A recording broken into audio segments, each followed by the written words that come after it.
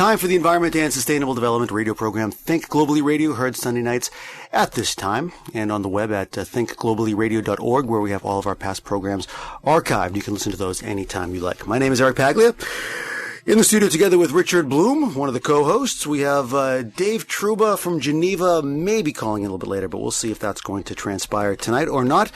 One way or another, though, we have a very interesting show promised for this episode of Think Globally Radio with a returning guest for the third time here in our studio. We have Ambassador Andrew Mitchell, the British ambassador to Sweden, here in the studio. Good evening, Andrew, and welcome back. Good evening. Good evening. It's good to be back. Thanks very much indeed for inviting me tonight. It's always good to have you, and always we know that we're going to get a lot of good perspectives and insights and information whenever you join us for this program. And I can imagine you've been very busy this past year, considering you're representing the United Kingdom in the country that is currently the European Union president, Sweden. Yeah, that's right. And this has been a very fast-moving, very rewarding 5 months so far of the presidency. Sweden's doing a terrific job. You might expect me to say that, given that I'm Britain's ambassador here in Sweden right now. And if any members of the government are listening, then hi.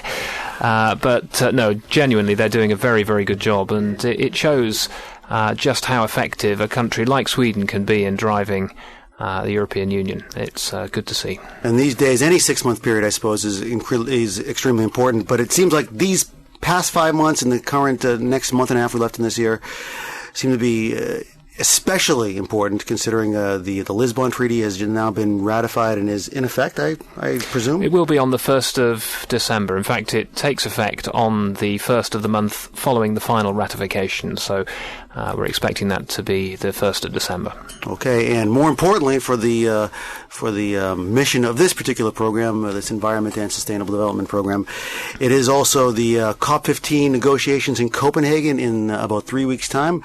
Sweden carrying the flag for the European Union, so to speak, and the United Kingdom being very much a global leader on this issue of climate change. Gordon Brown, very outspoken a few months ago at the United Nations, was in very, very strong language saying that something has to be done very soon in Copenhagen, and if not in Copenhagen, very soon after that, hopefully. But the last time you were on the show, Andrew, about a year ago, was right when, or a week or two, it was very, very soon after the financial crisis really struck. I believe it was the beginning of October last time you were on the show. That's right, yeah. Last year.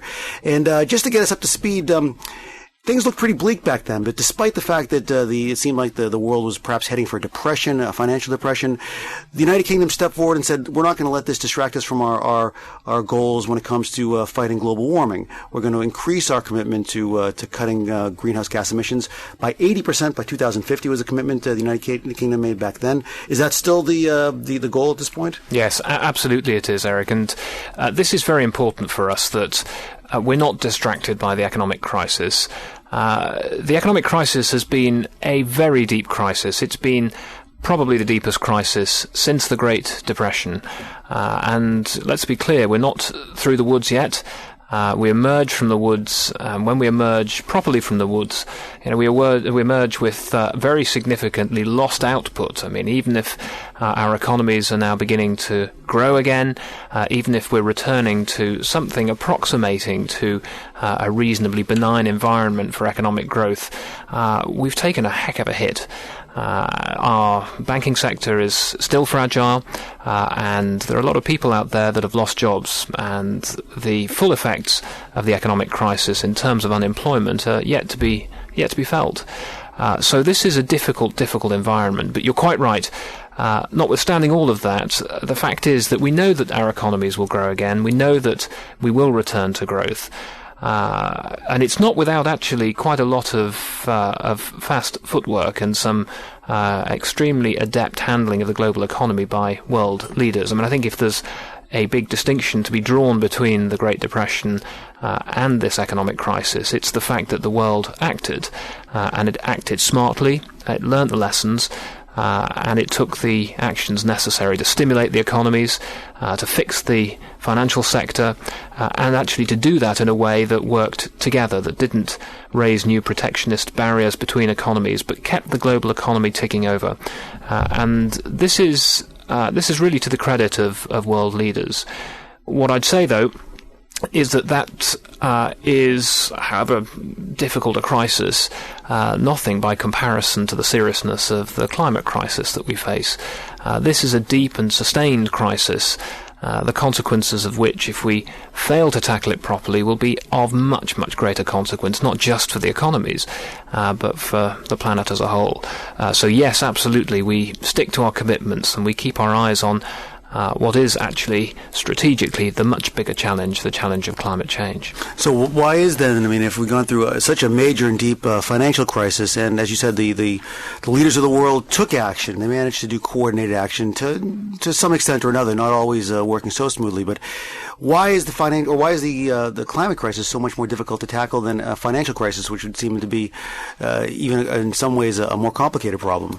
And we know what we need to do. We need to cut carbon emissions. It's a rather clear goal. Why is that so much more difficult than actually than getting the world economy back on its feet? Of course, at heart, the climate crisis is very straightforward. What we're talking about, as you say, is reducing greenhouse gas emissions.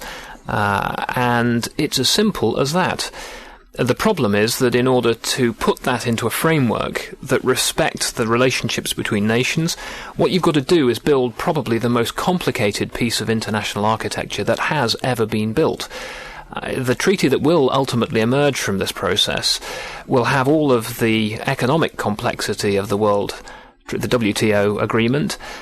It will have the governance complexity of the United Nations itself. It will probably have the kind of transfers in terms of finance, transfers the like of which we've never seen, that will dwarf international aid.